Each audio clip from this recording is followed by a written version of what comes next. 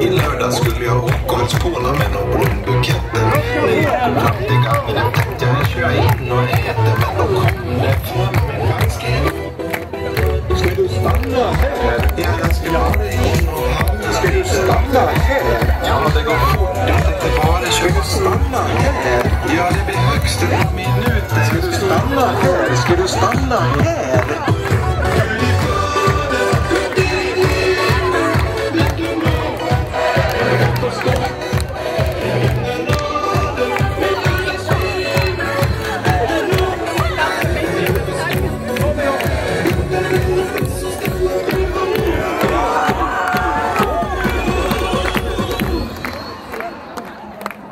Gangnam Style.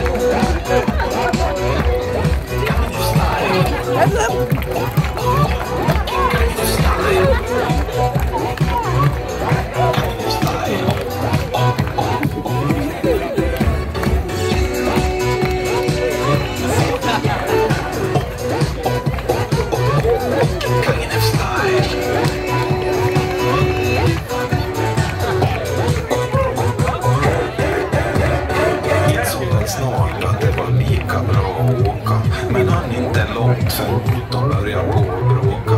Så rätt som det var blev jag väl stående mitt på boken, och vem kommer bakom?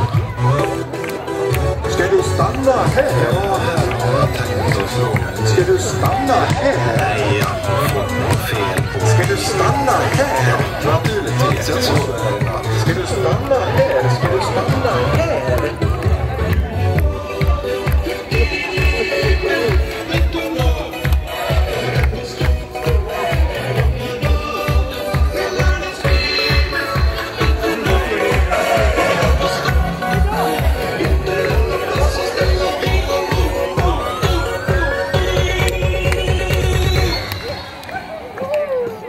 Gangnam Style.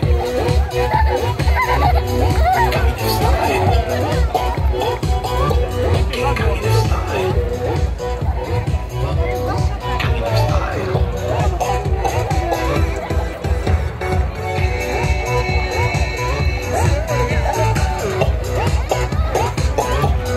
Gangnam Style.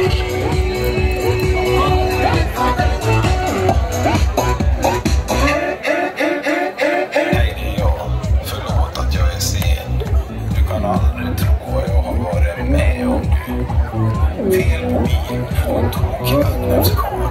Det är rena turen att jag var här. Han är här igen. Och en Gangnam Style.